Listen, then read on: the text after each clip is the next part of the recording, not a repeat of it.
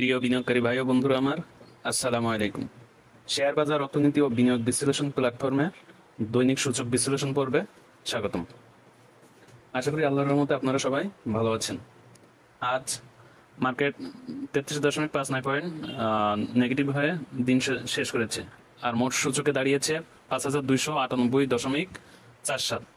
টাকার পরিমাণে লেনদেন হয়েছে 717.22 কোটি, যা গতকালকে থেকে 88.77 কোটি টাকা কম। আজকে টপ টপ গেইনারে ছিল যে পাঁচটি: টেক্সটাইল, ব্যাংক, ফার্মা, ইন্স্যুরেন্স এবং ইঞ্জিনিয়ারিং। আর ভ্যালুতে ছিল যে পাঁচটি, সেগুলো হচ্ছে bank, textile, pharma, insurance, food allied. আজকে ইন্ডেক্স মুভারে যে 10টি ভূমিকা রেখেছে, পজিটিভ রেখেছে city bank, bank Asia, LHB, Olympic, Jamuna bank, IFIC, Marico, Dhaka bank, MTB, EBL. আর নেগেটিভে ভূমিকা রেখেছে BRAC bank, GP, Paltan, Islami bank, ব্যাকডিসি, প্রাইম ব্যাংক, ইউসিবি, বেক্স pharma, BSC PLC, Padma oil, BSC. আজকে বোলাকের টোটাল কোম্পানির লেনদেন হয়েছে 31টি এবং টাকার পরিমাণে লেনদেন হয়েছে 26.08 কোটি। এই ছিল মার্কেটের সামগ্রিক অবস্থা। মার্কেটের কন্ডিশন যে খুব ভালো আসলে তা নয়, কারণ মার্কেটের টাকার ভলিউমের দিক থেকে মার্কেট কন্টিনিউ কমে যাচ্ছে। যেমন আজকেই লেনদেন কমেছে 88.77 কোটি। এটি আসলে সেল প্রেসারের মাঝে বায়ারদের যে আগ্রহ কমে যাচ্ছে, এটা তারই ইঙ্গিত প্রদান করে। আর এখন দেখা যাক সামনে আসলে কি হয়। মার্কেটে আসলে এই প্রতিকূল পরিস্থিতিতে আমাদের সবসময় আসলে ধৈর্য ধারণ করতে হবে। আর এটা যে আসলে প্রতিকূল পরিস্থিতি, এটাও ঠিক না, কারণ মার্কেট একটা ভালো আপমুভ হয়েছিল জুন মাস থেকে। সেটা গত 3 দিন, আজকে ধরে 3 দিন মার্কেট একটা কারেকশন দিয়েছে। এখন যাই হোক, কথা না বাড়িয়ে চলুন আমরা সরাসরি চার্ট বিশ্লেষণ পর্বে চলে যাই। চার্ট আমাদেরকে আগামী দিনের জন্য আসলে টেকনিক্যাল ভিউ থেকে কি নির্দেশনা প্রদান করতেছে সেটুকুই আমরা দেখি। মার্কেট গত 3 দিন পরপর 3টা নেগেটিভ ক্যান্ডেল দিয়েছে, আর তিনটায় একটির পরে একটি ক্লোজ হয়েছে। এখন ক্যান্ডেল 3টা যে আসলে ভালো তা কিন্তু না। এখন এটা হচ্ছে ভালো হইতে পারে। কালকের দিনটা আসলে একটা ইম্পর্টেন্ট দিন। কালকে যদি মার্কেট আবার মুভে যায়, তাহলে তো আলহামদুলিল্লাহ আমাদের জন্য ভালো।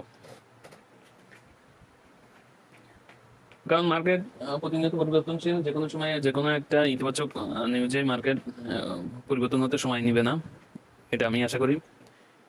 কিন্তু আমার ব্যক্তিগত ভিউ থেকে যারা করি, মানে শর্ট টার্মে ট্রেড করি, আমাদের জন্য আসলে এখন সাবধানতা অবলম্বন করা বেটার।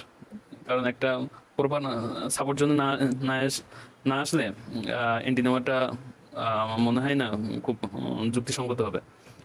কিন্তু এরপরেও বিচক্ষণ জ্ঞানী যারা আছেন তাদের কথা তো আসলে ধরলে হবে না, কারণ ওনাদের সাথে তো আমার মতন সাধারণ মানুষের মিলিয়ে লাভ নেই।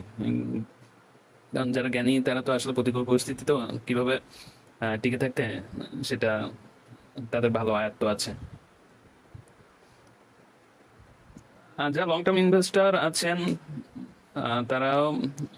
তাদেরও আতঙ্কিত হওয়ার আসলে কিছু নেই, কারণ ভালো স্টক যাদের হোল্ড আছে, লং টার্ম ইনভেস্ট যারা করে তারা মোটামুটি ভালো স্টকে ইনভেস্ট করে। আর ভালো স্টক যাদের হোল্ডিংয়ে আছে তাদের আসলে চিন্তিত হওয়ার খুব বেশি কারণ নেই। আর এটা যদি কমেও আছে, তাহলে তখন এভারেজ অথবা একটু অপেক্ষা করলে আবার ঠিকই মার্কেট ঘুরে দাঁড়িয়ে প্রাইস রিকভার করবে ইনশাল্লাহ। মার্কেট সূচক আসলে এটা আমার কাছে মনে হচ্ছে শর্ট টার্ম টপ তৈরি করে একটি স্বাভাবিক কারেকশনের মধ্যে আছে। আর আমার কাছে মনে হচ্ছে যে পরবর্তী এই যে কার্য দিবসগুলো আছে, এই কার্য দিবসগুলো আসলে খুবই ইম্পর্টেন্ট। কারণ এই বাকি কার্য দিবসগুলোর উপরে আসলে এটা ডিপেন্ড করবে যে মার্কেট আসলে বড় ধরনের কারেকশনে যাচ্ছে নাকি একটি সাময়িক মার্কেটে ব্রেকে যাচ্ছে। এখন যদি কালকে আবার মার্কেট পজিটিভ পজিটিভ ভাইব নিতে পারে, তাহলে তো আলহামদুলিল্লাহ এখান থেকে মার্কেট আবার উঠে যাওয়ার প্রবল সম্ভাবনা আছে। পরপর এই তিনটা ক্যান্ডেল দিয়ে আসলে বিয়ারিশ সিগন্যালই দেয়। কারণ প্রথম দিন যেটা লেনদেন হয়েছিল তারপরের দিন, প্রথম দিনে লাল ক্যান্ডেলে যে লেনদেন হয়েছিল তারপরের 2 দিন কন্টিনিউ লেনদেন কমেছে। দ্বিতীয় দিন লেনদেন কমেছিল 60 কোটি, আর আজকে কমেছে 88.77 কোটি।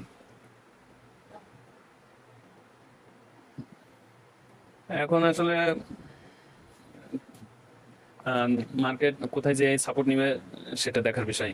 আমি গতকালকে আপনাদেরকে বলেছিলাম যে মাইনাস সাপোর্ট হতে পারে 5,300, আর মেজর সাপোর্ট বলা হয়েছিল যে 5,270। আজকেও সেটা আমি বলবো যে এখন বাজার মেজর সাপোর্ট আমার কাছে মনে হয় যে 5,270।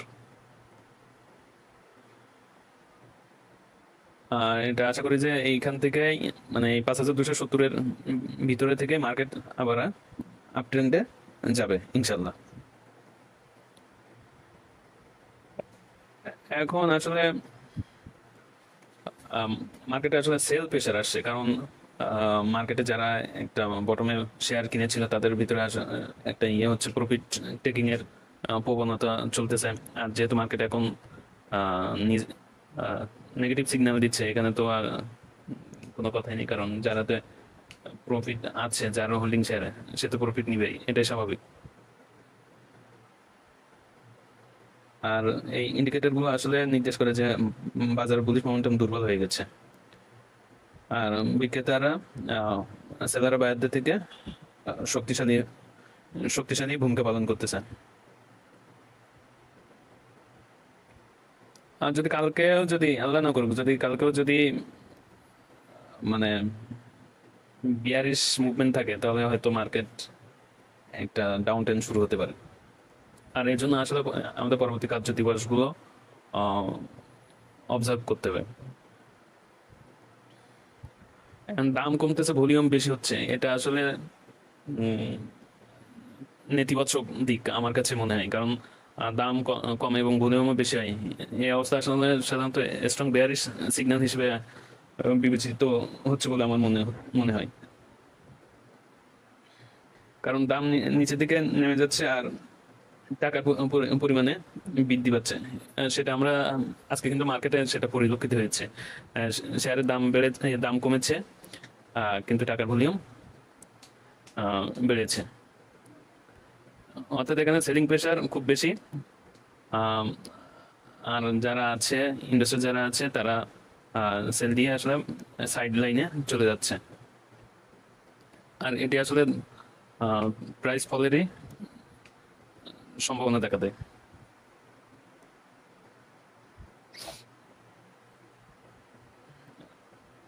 আর বাজার যে আসলে দুর্বল হয়ে গেছে, তার বুলিশ মোমেন্টাম হারিয়ে ফেলেছে, এটা তার সবকিছু ইন্ডিকেটর দেখেই বোঝা যাচ্ছে।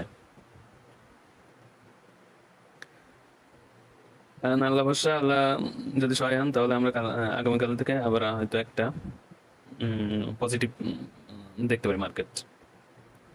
কিন্তু সেটা আসলে কতটুকু কার্যকরী হবে সে বিষয়ে আমি সন্দিহান। আমি বললে তো আর হবে না। আসলে মার্কেটে যদি বায়ার চলে আসে, স্ট্রং ভূমিকা পালন করে, তাহলে যে কোনো কিছুই ঘটতে পারে, যে কোনো কিছুই ঘটতে পারে।